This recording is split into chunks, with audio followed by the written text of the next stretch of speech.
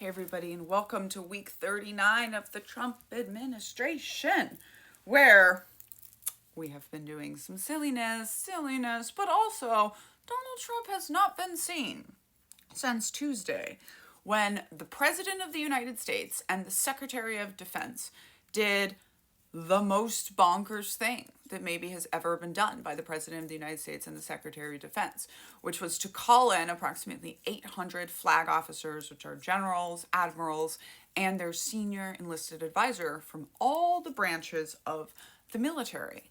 Called them into Quantico, Virginia, and people proceeded to lose their minds. What did Knitting Cult Lady say it was going to be? Did she say it was going to be a bunch of bro culture, rah, rah, rah stuff? Yes, she did. And does she proceed to be super, super right? Yes, she does.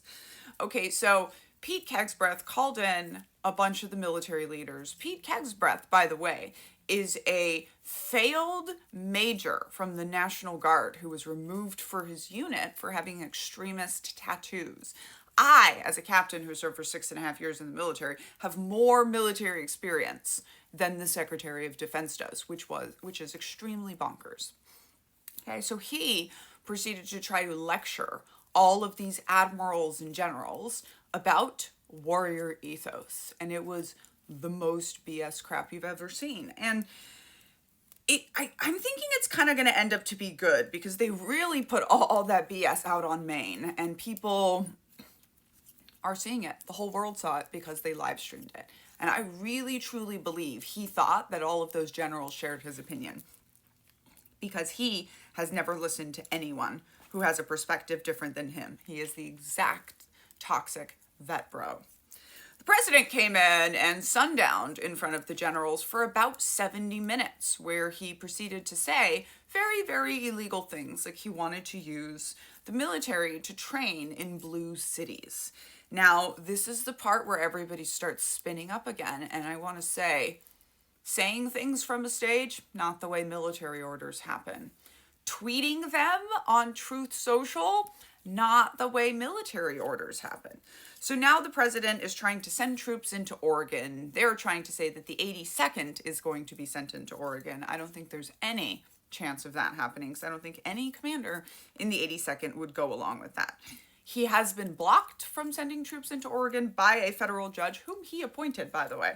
But he is still trying anyways. He is now trying to send California troops. And of course, Governor Gavin Newsom is suing him. And also, if you haven't seen the clip of Actually Romantic with Newsom and Donald Trump, you definitely should.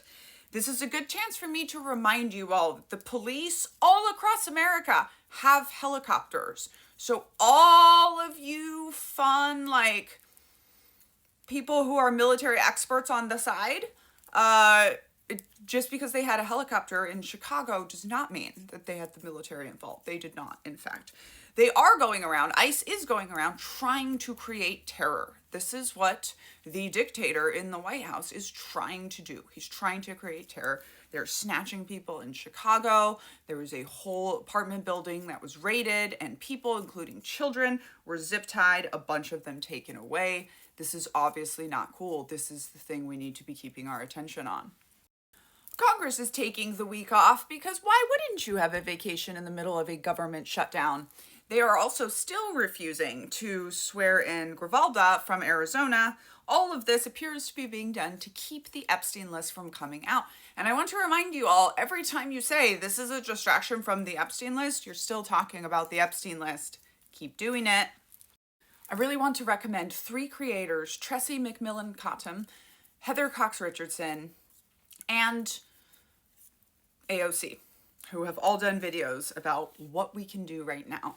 I live streamed a video by Heather Cox Richardson yesterday on YouTube. Go check that out, where she's talking about everything that is going on right now.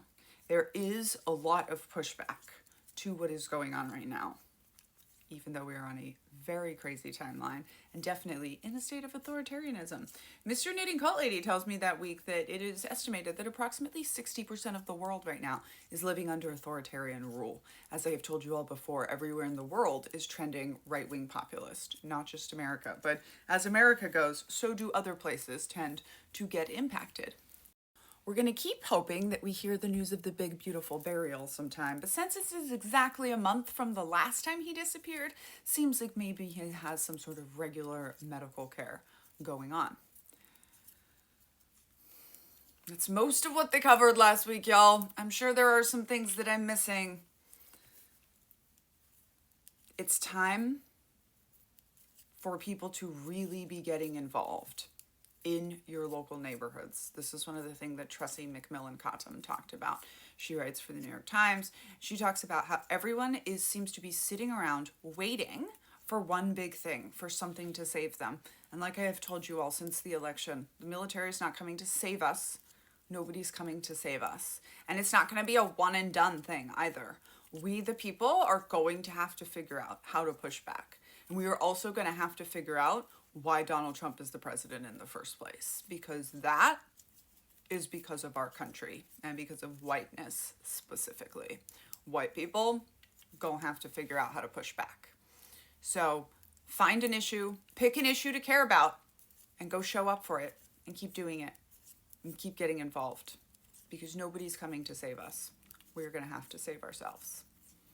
171 weeks left to go, y'all. I'm Daniella, scholar of cults, extreme groups, and extremely bad leadership. I wrote a book called Uncultured about growing up in the Children of God religious cult and going into the cult of the U.S. Army. I really think it helps you understand what is going on right now if you did not grow up under Christian extremists. They have the White House, and some of us know exactly who they are. You can get signed copies attached here, or listen to me read it to you on Spotify Premium or anywhere you get your audiobooks.